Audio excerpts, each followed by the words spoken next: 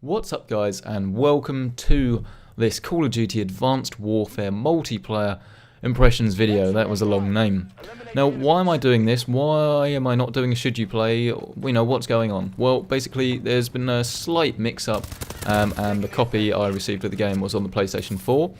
It's not a deal breaker, of course. It just means that I got a chance to use the PlayStation 4 version before using the PC version. So rather than doing a full review on the PlayStation 4, obviously most of you guys are PC. I know there are some PS4 gamers out there that watch these videos that will appreciate this video, but for the rest of you, this is just going to focus on the actual gameplay of the multiplayer, and therefore if you really can't wait for the review, then this will give you a chance to get some initial impressions, and then it might help your initial buying decision if you want to get on the Call of Duty bandwagon, straight away without waiting, which of course is fair enough. Now let's start this video by actually doing something a little bit different, but I think it's necessary with a Call of Duty one, and give you my background on the series. The very first one I actually properly played was World at War, so I did miss out on the first Modern Warfare at the time. I just didn't have the equipment to do it. And then I've played every other one since. I didn't purchase Ghosts, I think I've purchased all the others. Wasn't a fan of Modern Warfare 3 at all. All the others I liked, but my favourites so far have been the Black Ops series and of course World at War.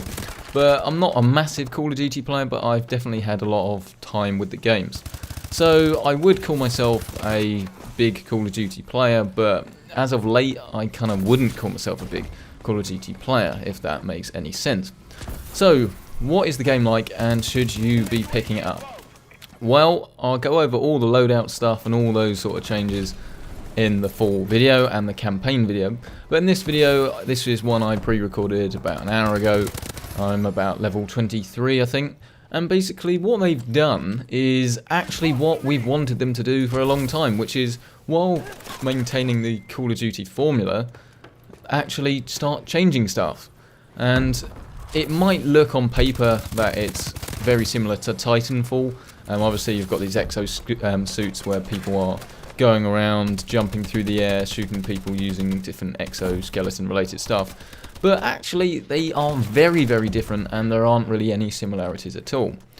Whereas Titanfall is more aimed at verticality and generally just running around the map at extreme pace. In fact, that is how you do well. If you're struggling with Titanfall, you're not wall running and doing stuff like that at all.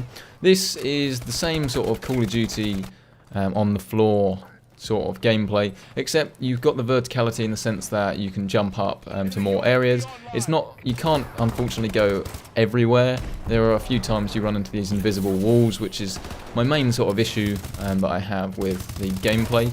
It's not a big issue at all. It doesn't really happen that often, and obviously once you know you can't get there, you can't get there. But that is a slight shame, but everything else is pretty good. You can't go around zooming all over the place. You get a single puff of energy from your backpack. You'll see, I'll probably do it in a minute. Let's have a look. There you go, just like that. You get one of those, and then you have to stay on the ground before you can actually then move again. The same is somewhat carried out in the single player campaign, but like I said, I'll talk more on that properly in a later video. Grenades, instead of throwing them, they're part of your exosuit. Everything is pretty much part of your exosuit.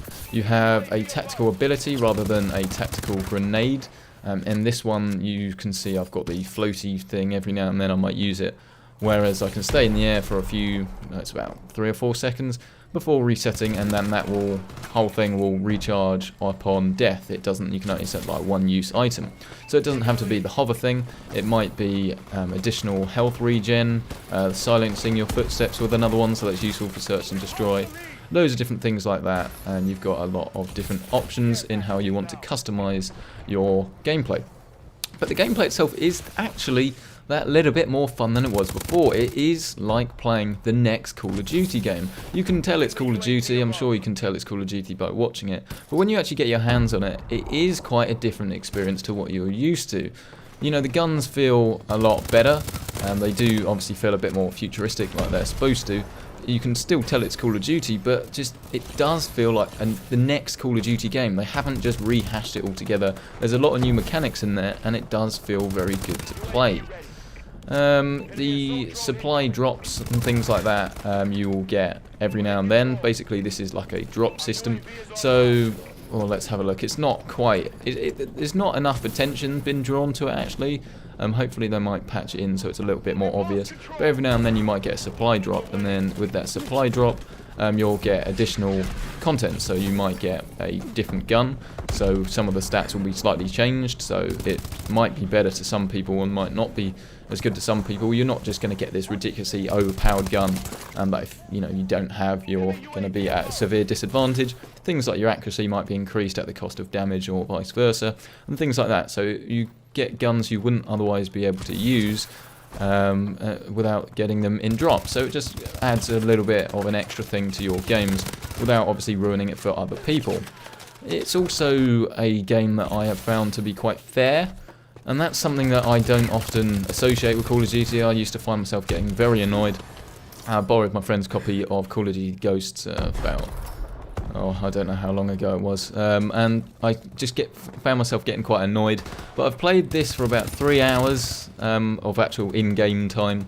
So if you translate that into how long I've been in front of the PlayStation 4, obviously it's significantly more. But I am enjoying it a lot, and that's something I wouldn't necessarily have thought I would be saying about Call of Duty, just because I have been one of those people that has been a bit of a anti-Call of Duty, just because they haven't really been changing that much.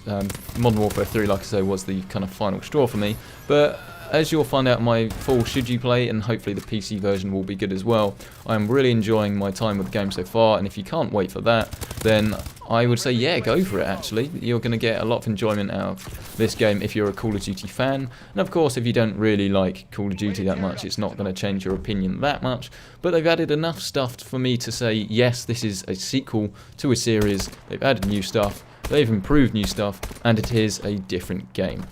So I hope this video has been useful. Like I say, there's plenty more to say, and that will come in the full should you play, where I'll be testing loads of PC features as well.